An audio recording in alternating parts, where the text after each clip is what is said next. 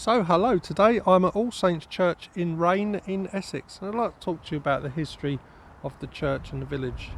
So Rayne is a village in Essex. It's surrounded by Essex farmland and urban development of Braintree, which is only 1.8 miles away. The elevation here is 76 metres or 249 feet in Old Money. Today's population is over 2,500.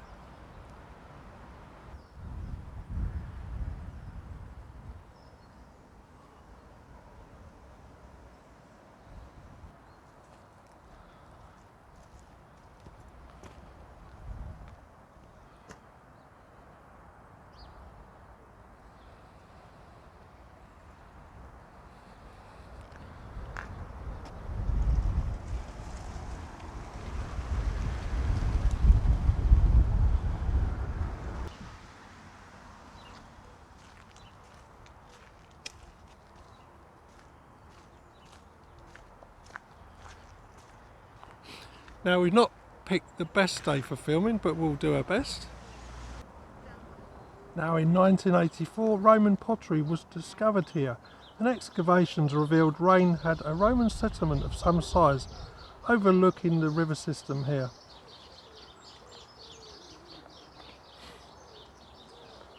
Hello. Hi. Oh, hello.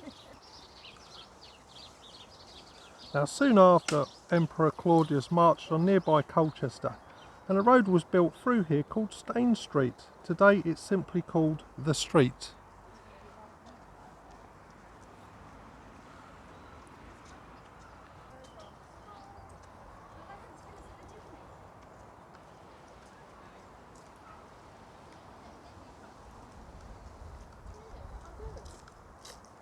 Hello, how you doing? You all right? And then I think Now, in the time of Edward the Confessor, Rayne had 5 Saxon manors, and we shall concentrate on 3. Now, Eloin's manor had 30 pigs, 100 sheep, and a watermill. There were villagers, smallholders, and 3 slaves, and I believe it to be not far from here.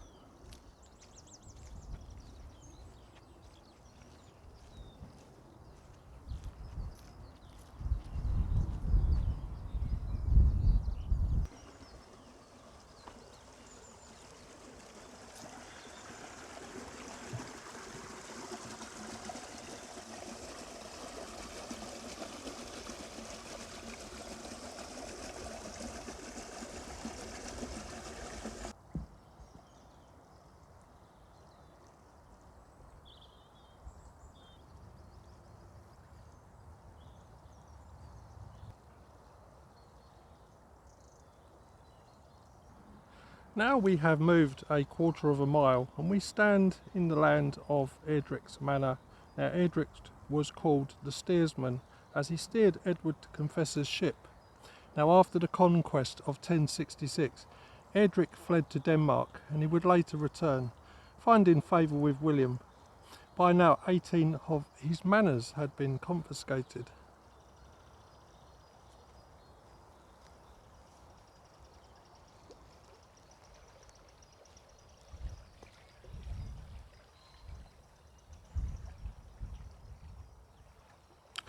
Now, by 1086, Roger de Raynes had taken this manor, acting both as Lord and Tenant-in-Chief.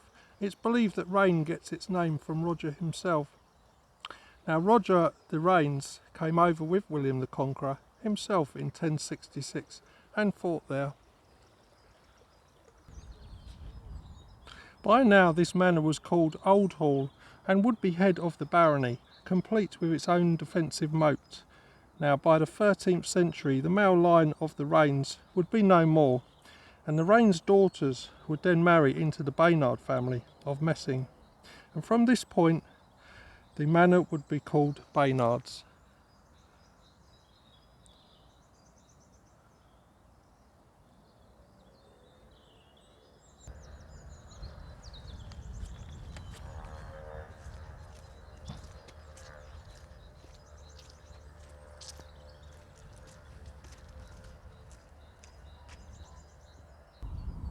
Now we have moved closer to Rayne's church.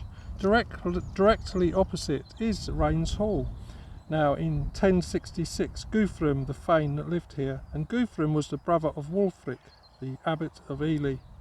Now interestingly, this manor had a watermill, and the villagers here were busy ploughing the land with 18 oxen.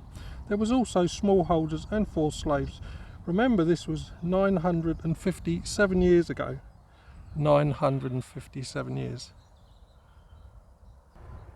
Now in 1086 Guthrum was cast out and lost his manors, and Hugh de Montfort, a powerful Norman noble, was now lord of the manor here.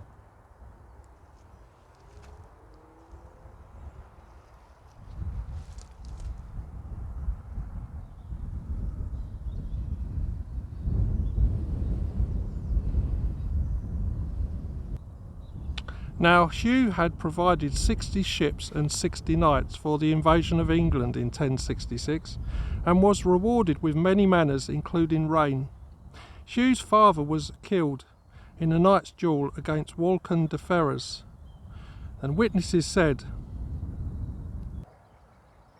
a mighty feud broke out. They waged fierce war with each other and were not reconciled. The rage of against each other so great that they fought to the death. I know not which carried himself most gallantry.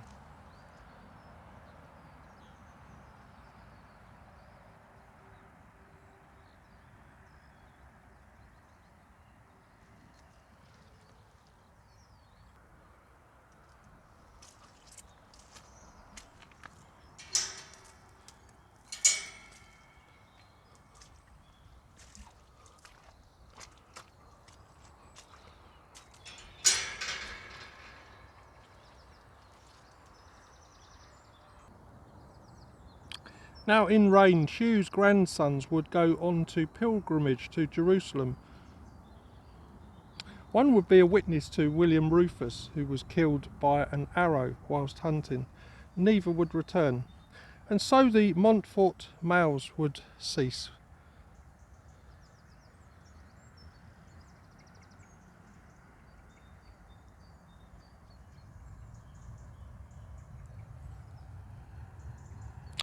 Now in the 1100s, the Welles family by marriage would become lords here, and it's believed that Robert de Welles of 1199 would build All Saints Church, which we see today. Now we have moved forward to 1486, when the Capel family would take over the lordship. Now Sir William Capel was an eminent merchant in London, where he acquired an immense fortune. Now Sir William was knighted at the coronation of Henry VII and would become Sheriff of London in 1489, 4 years later becoming Lord Mayor.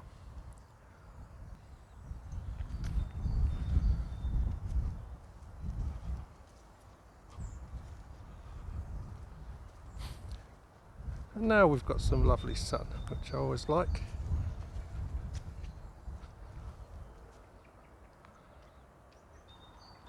Now during the reign of Henry VIII, Sir William, whilst entertaining the king, threw several bonds owed to him by the monarch into the fire.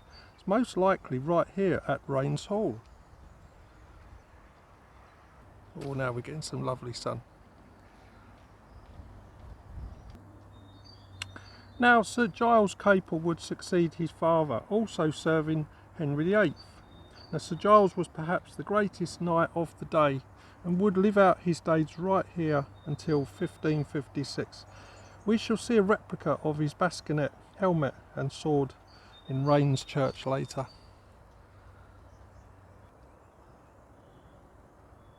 Let's just look at the old gate to the hall, which would have been used to gain access to the church itself.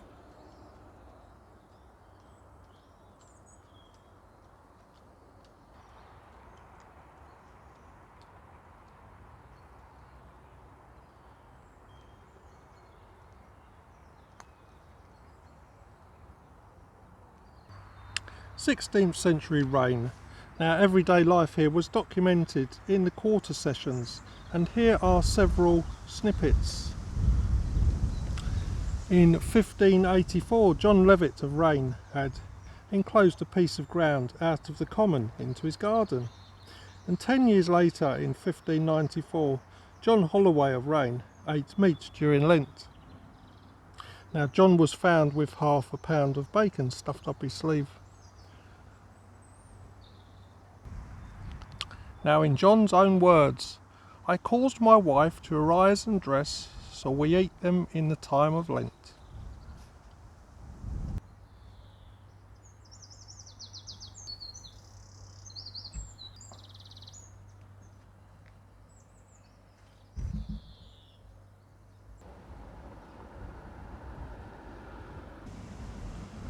Now, here across this road we look at Rayne's 16th century pub, located directly on the old Roman road, once called Stane Street.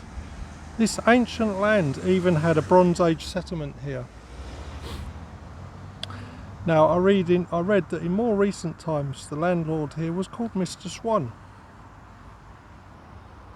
Now, in 1821 a village disturbance took place outside the Swan Inn, and Isaac Richardson was detained for one night in a nearby village cage. Now, the actual name of the Swan was used by Edward III and Henry VIII in their own coat of arms. Now, from this time of Elizabeth I, many taverns adopted the name the Swan.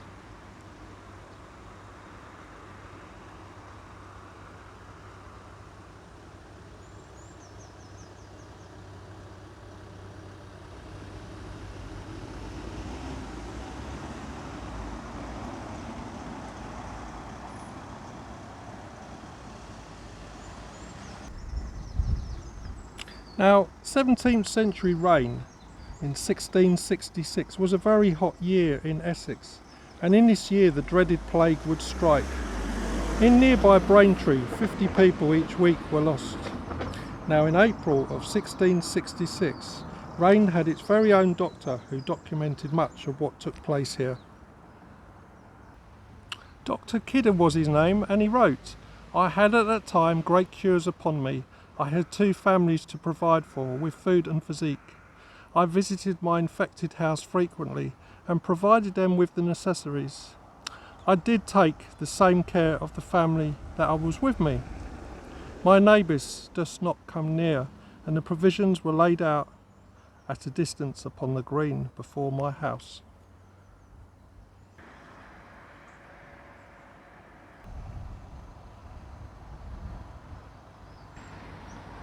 Now, Rayne, like many Essex villages, had its own lock-up or cage for holding folk who had committed a crime, or even suspected of committing a crime.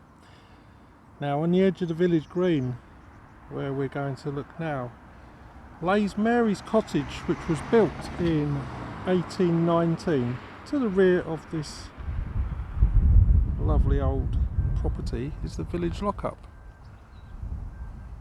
which you can just make out there.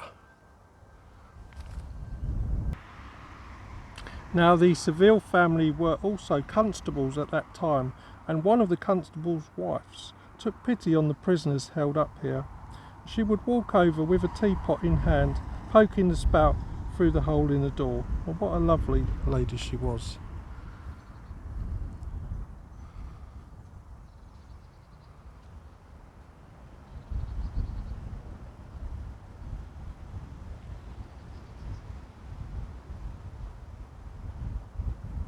Just off the edge of the green we have the village pump.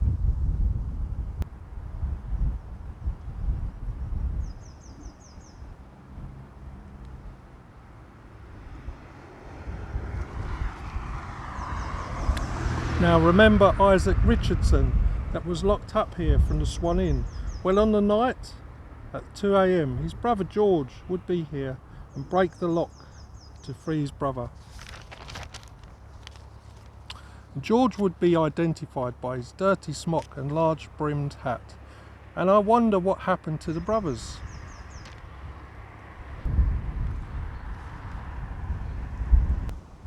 Now I'm going to tell you about Rayne's friendly postman. Postman Mr. Hawks, known locally as Dick, would also deliver parcels in his own time, so dedicated was he. During World War I, Dick volunteered for service, serving on Belgium's front. On his return, he was promoted with a bicycle.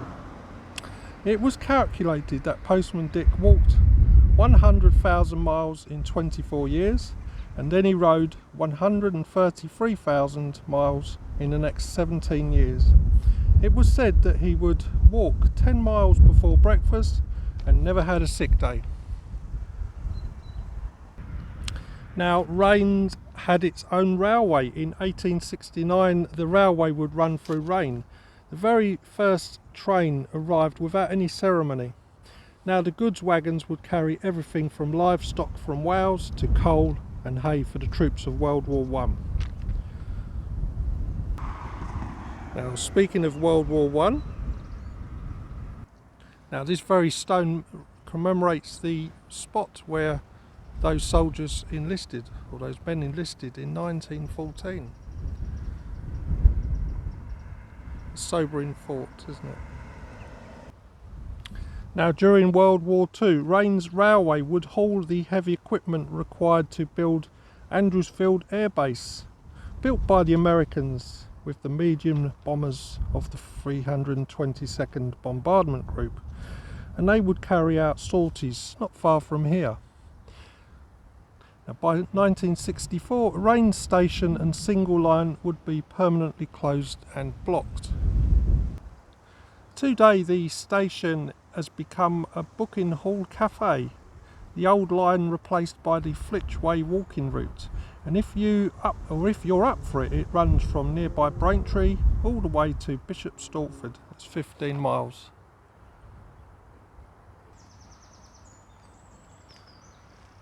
Now we shall make our way towards the lovely old church.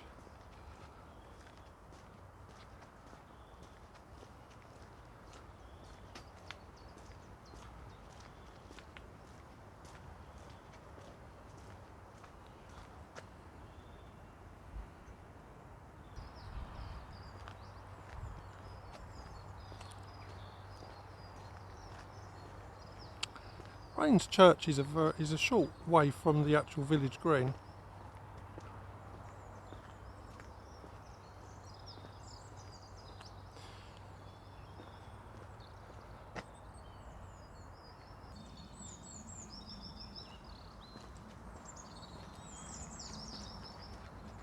And they try and keep the church open every Wednesday from 12 till 2. So now we have made our way to All Saints Church. It's built by the two lords here, Robert de Wellis and Harry de Raynes. Unusually, we know the date, 1199. Now, when I looked up this year of 1199, Richard the Lionheart, King of England, is mortally wounded by a crossbow bolt. Now, Richard would reward the young bowman with silver coins. Outside, Richard's men would flay the young man alive. Now, looking at All Saints Church today, you will notice, and it's entirely built out of red bricks.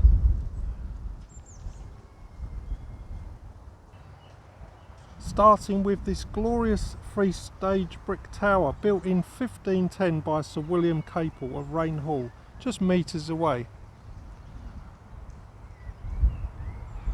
And he didn't have far to walk.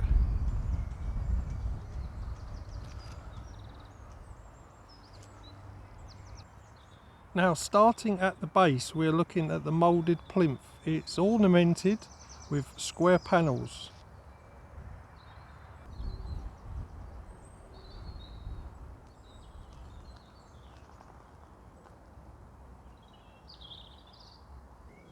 Now notice either side of the west door a lion and an anchor, and these were the insignia of its founder, Sir William Capel of 1510. Now if we walk a short distance around to the side,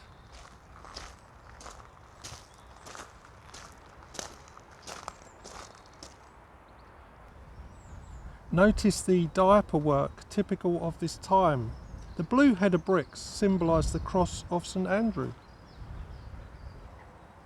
Now this style would become popular from 1514 when Hampton Court was built by Cardinal Wolsey, Henry VIII's right-hand man. I suspect Sir William Capel used a crown architect with his connections.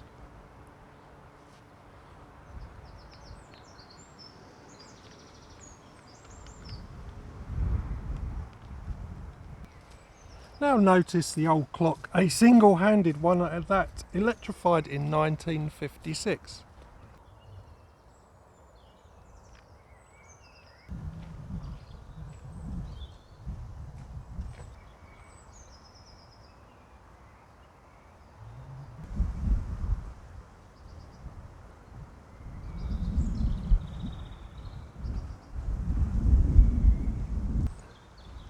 Now between the second and third stages are embattled string course.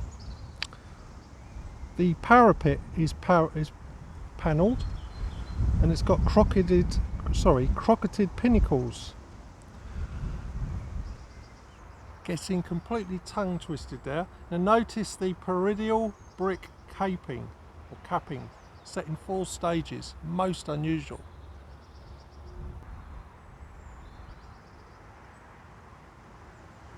It's not bad for 1510, is it? Okay, we shall go into this lovely old church. Take my cap off. We shall be entering the West Tower.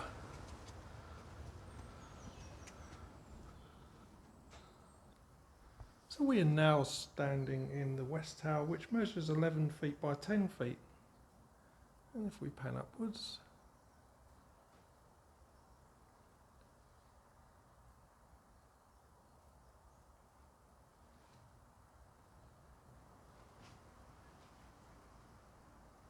you can see a very low door to the stair turret. And we shall look at the west doorway.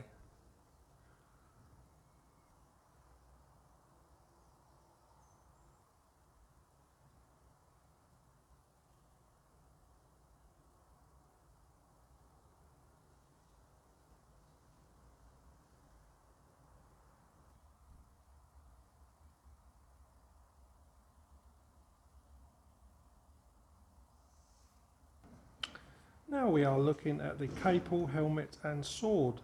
Now, son of Sir William Capel, Giles fought for Henry VIII at Tournai, Tyrone, and the Battle of Spurs in France. Excuse my pronunciation.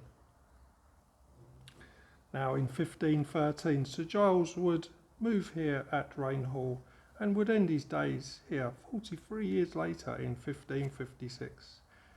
Now, Sir Giles was perhaps the greatest knight of his time, represented England and his king at the Field of Cloth of Gold in 1520 in Calais, France.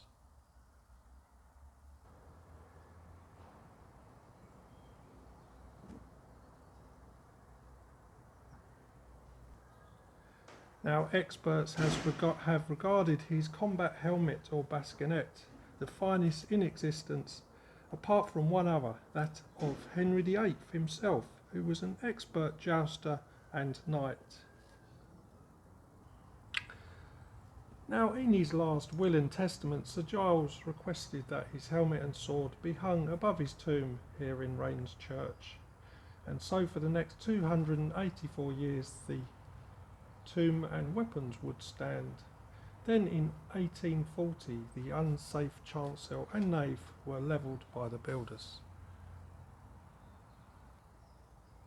Now, initially discarded, the Capel helm, as it became known, was acquired by Miss Coulthard, who would give the Capel helm to Baron Charles Alexander de Cosson, an armour expert, and his family had fled the French Revolution and settled here in England. Now, today the original helmet and sword are on display in the Metropolitan Museum of Art in New York.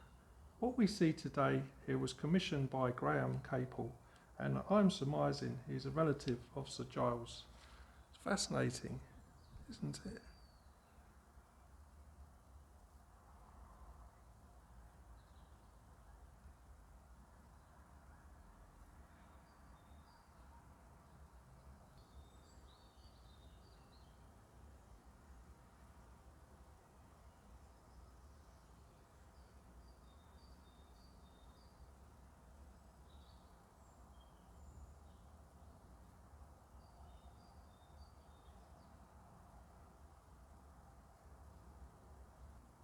Now directly opposite we have the turret stair door.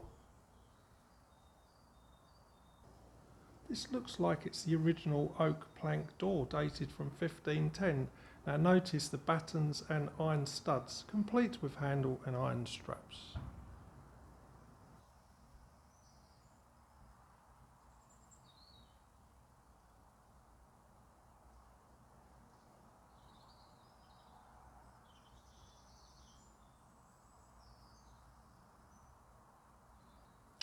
Now as we enter the church we have the font.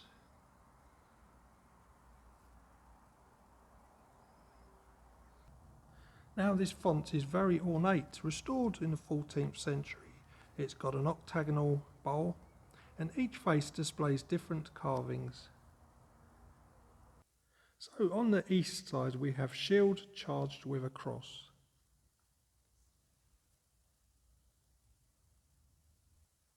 On the northeast we have a winged bull, symbol of St. Luke. On the north side we have IHS, monogram of Jesus Christ.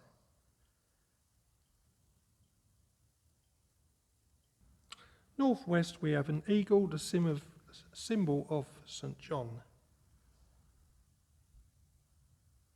And on the west we have a shield charged with dove of peace. On the southwest we have a winged man, symbol of St. Matthew. And on the south side we have Latin form of hand of God in blessing.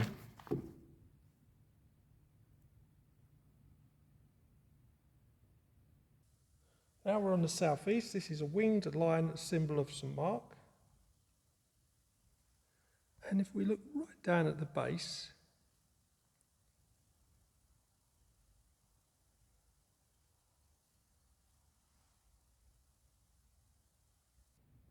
we have the coat of arms of the donor of this font. Okay, now we are standing in the nave. It was built in 1841 and it measures 35 feet by 45 feet.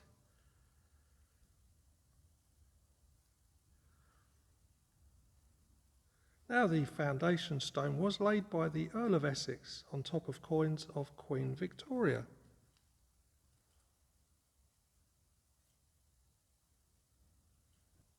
Now we shall look at the southwest window, and it's got a very unusual feature.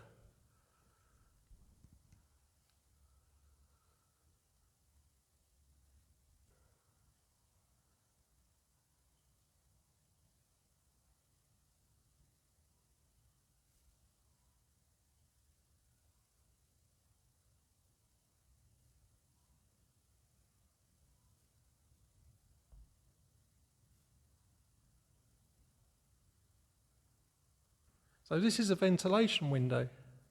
So if we raise that window,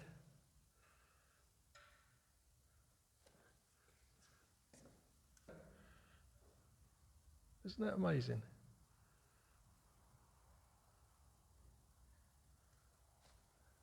Yes, fine.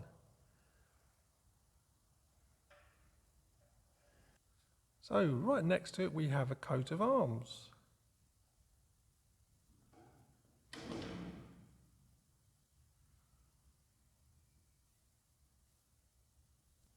Now this coat of arms is from the Earls of Essex.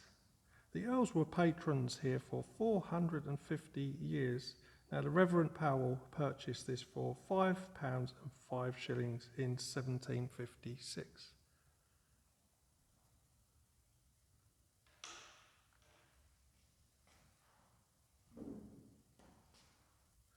Now if we pan around to the north wall,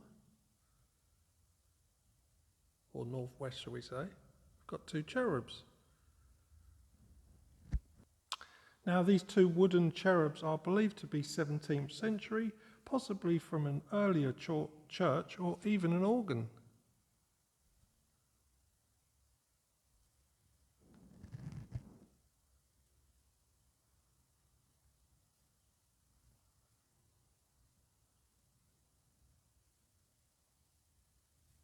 Next to the two cherubs we have a northwest window from 1886, which was relocated here in 1914.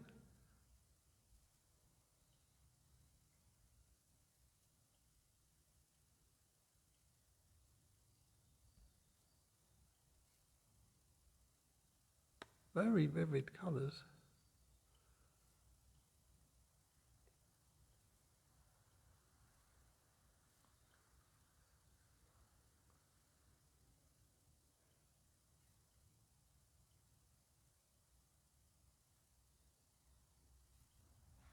Now we shall make our way down to the pulpit.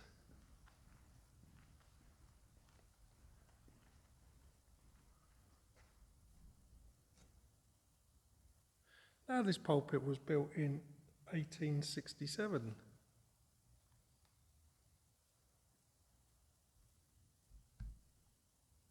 Now the handrail was carved by local carpenter J. Rudkin in 1910. This was a memorial to Edward VII, and notice the crown on the king post. I love its honesty and patina from countless hands and much polishing.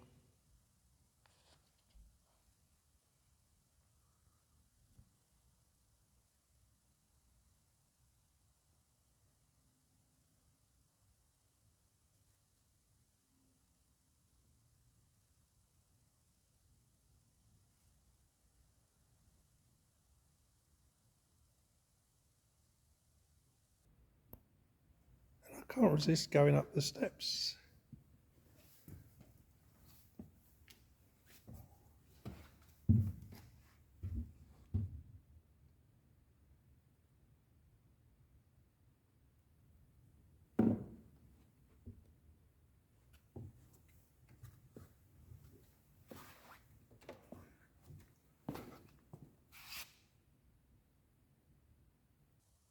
Now we're going to look at the brass memorial just above the piano.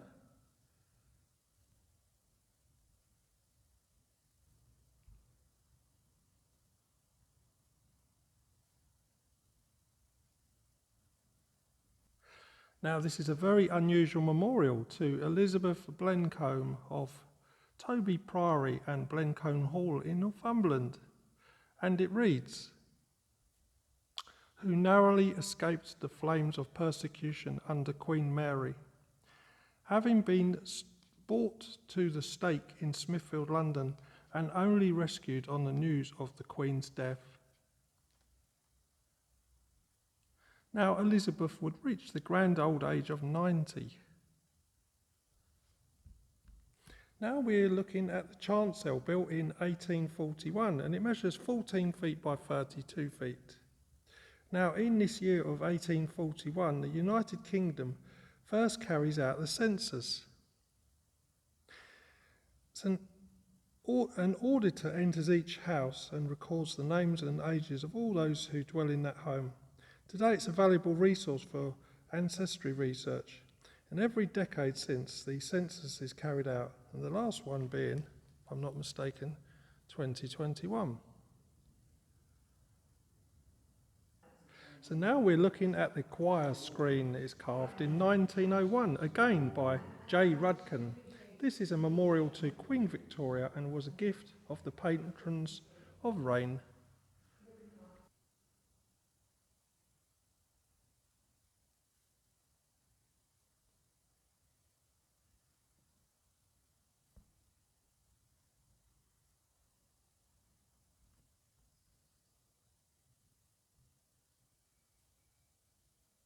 We can see above a plaque.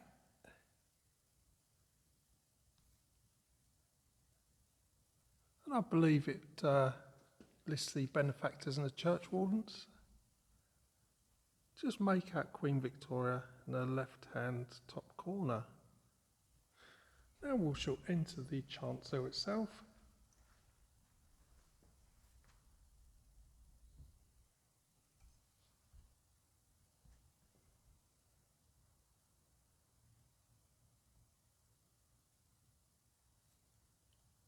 Beautiful ceiling.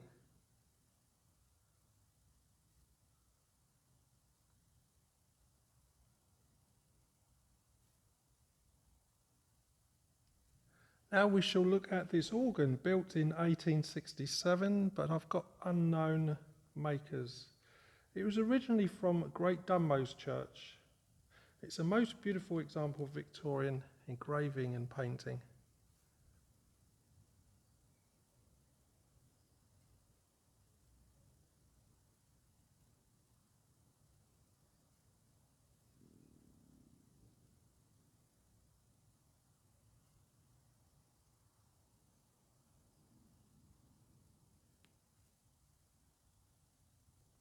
Now in 1950 it was restored, and this was paid for by Miss Sophia Hawkes, who was an organist here for 50 years. Now I also read that an organist, David Lancaster, would take the baton from Miss Hawkes, and David would play the organ here from 1948 for the next 68 years. It's incredible dedication and devotion by all the organists and all across our land.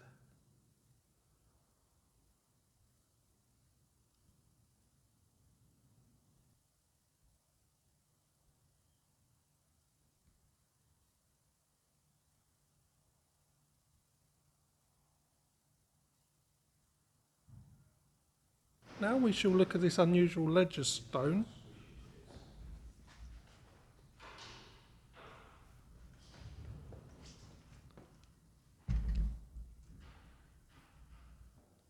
Now this ledger stone originally marked the location of an important deceased person. It comes from the Old English licgan, to lie down. Now this stone remembers Catherine Manners of 1572. She was the wife of Sir Henry Capel and mother to 10 children. Now this also remembers Catherine's father, who was Sir Thomas Manners, Earl of Rutland, 1543. I found out that Sir Thomas was also at the Field of Cloth of Gold in 1520.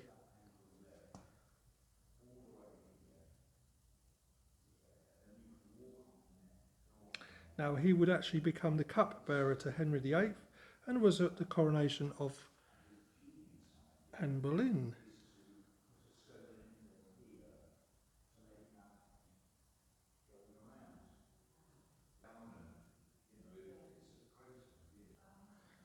Now we can assume that these families were very close to the Tudor monarchs, and likely the monarchs visited this very church and hall. It's most fascinating.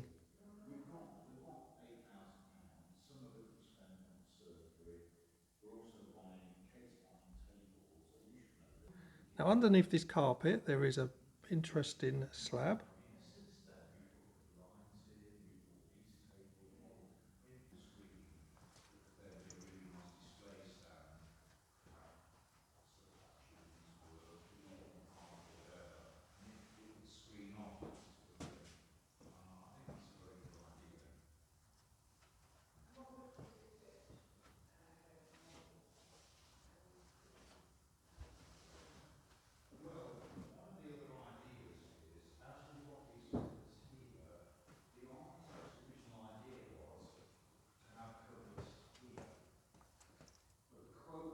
We can see where the shields would go, and if we look directly in front, we've got the outline of the Lady in the Night. Now this is a 15th century slab, around 1486. It shows a man in armour. It's thought to be Richard Tornant, a gentleman of Rayne Hall.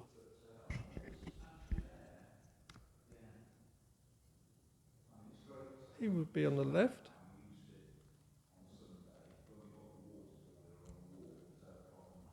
It's very hard to make out, but His lady wife would be wearing a butterfly headdress.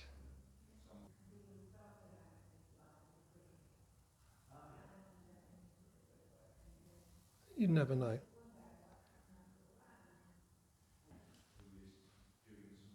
Now we're going to look at the top left hand window, just to the side of the altar. So this window shows St Mark. I'm not sure of the significance of the rope.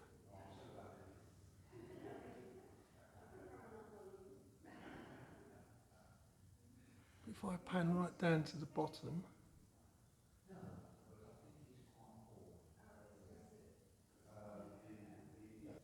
now this is a memorial to Marmaduke Henry Littledale Gale of Pundole, India. It was erected by his wife and children.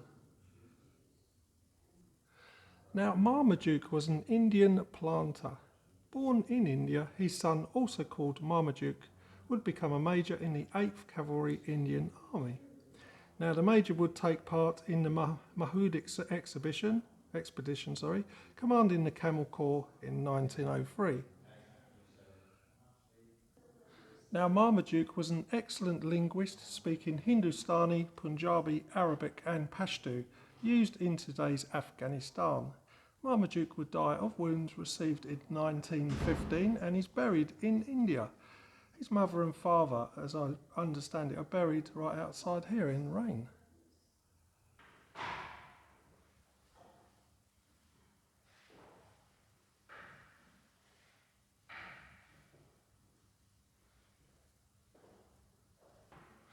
So, when approaching the high altar, you cannot help but notice this splendid reredos. Installed in 1914, it's a memorial to William Compton, who died 7 years earlier. Now, William's wife Catherine and daughter Rayne would commission this work.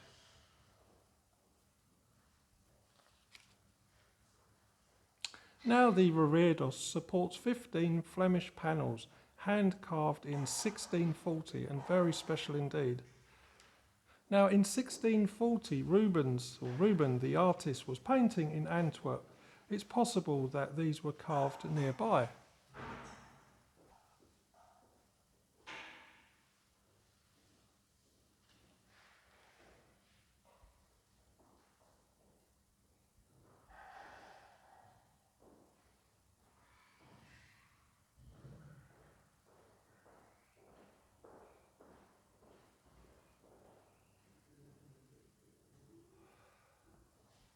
Let's have a closer look.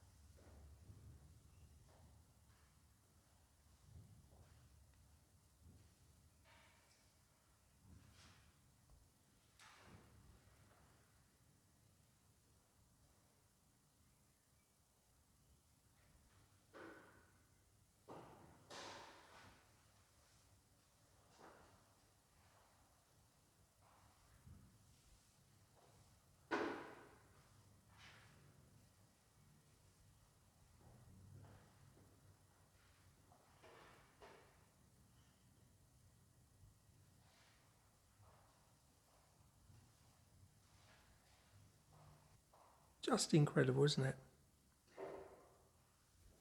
Now, if we just look to the side of the reredos, we've got a lovely sedilia, I'm guessing. Look at that carved arm.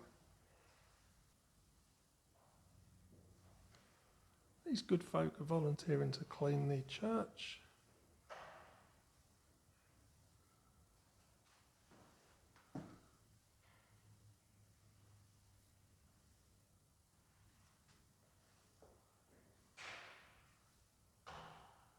Here we have a lovely window of St Matthew, I guess.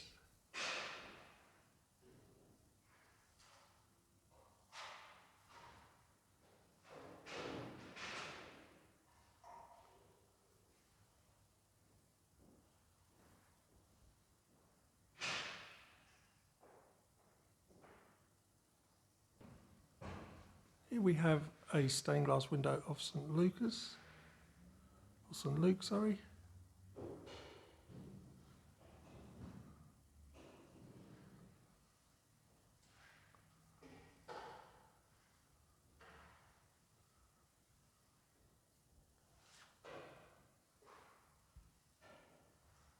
And St John.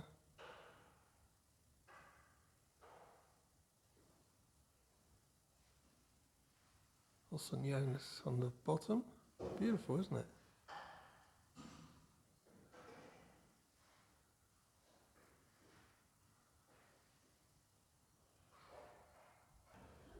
Now, if we just pan around, this may well overlook this.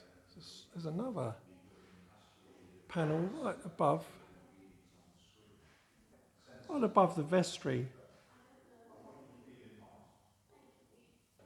Now, I believe this is Mary passing, and this took place in Ephesus in today's Turkey.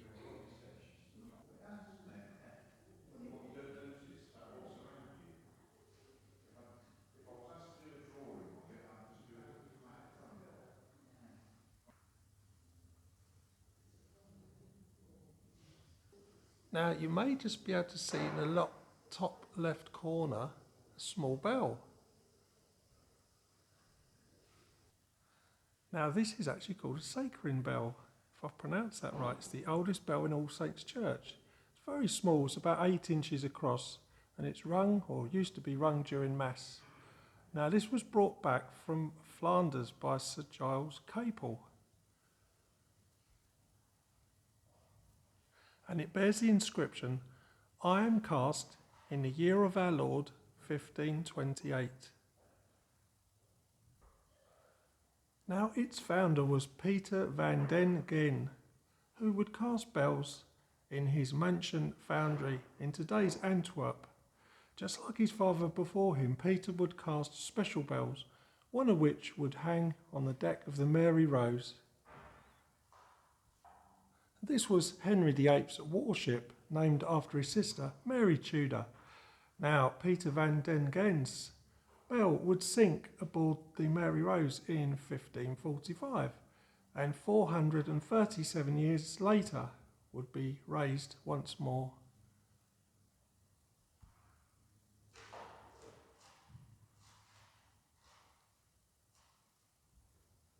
Now, if we look at the chancel itself, we can see clearly that it's been extended where the brickwork starts.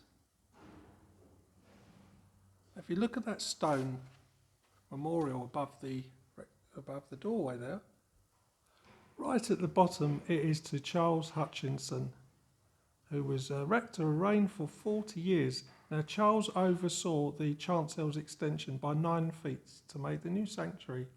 He was known for his kindness and entertainment, and would create the Rayne Parish magazine in 1903. Now, if we look at the small brass memorial to the left, this is to remember William Spence Hemming of 1879. Now, William was a curate and rector here for 48 years. William was an excellent cricket player, playing for Cambridge University, and was behind the fundraising and rebuilding of All Saints Church. Its fittings included recasting the bells, a new roof, the new oak pulpit we saw earlier, the stained glass windows and pews are all down to William. So we shall finish just by looking at this lovely ceiling.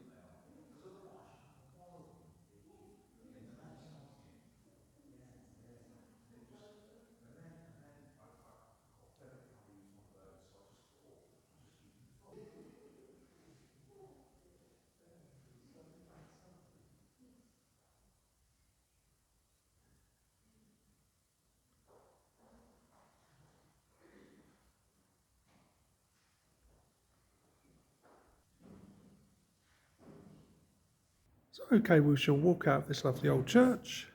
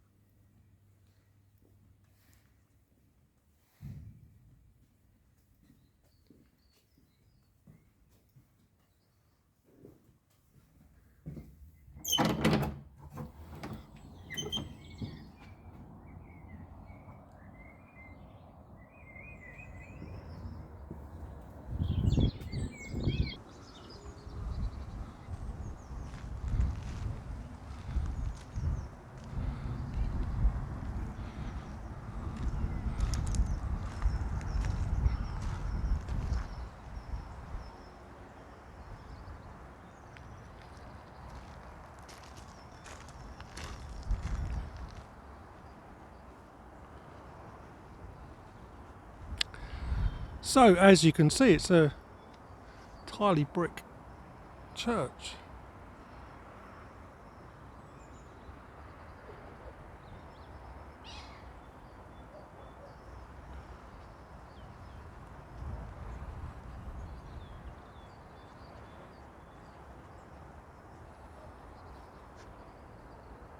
Now, I haven't spent too much time in Rayne, but the walk from the railway station is highly recommended, and there's a cafe there.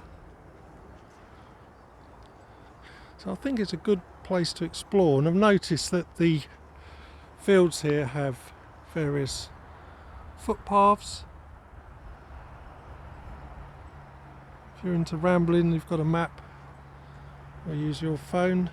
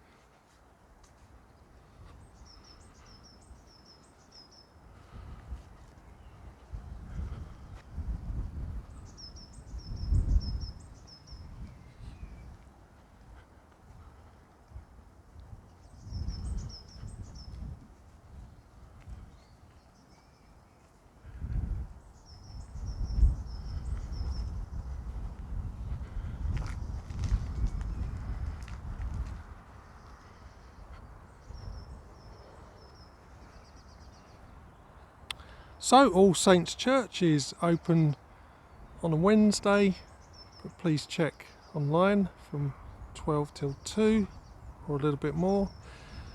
And the church carries out baptisms, weddings and funerals, and it's very busy within the community. So I hope you enjoyed that, and thank you very much.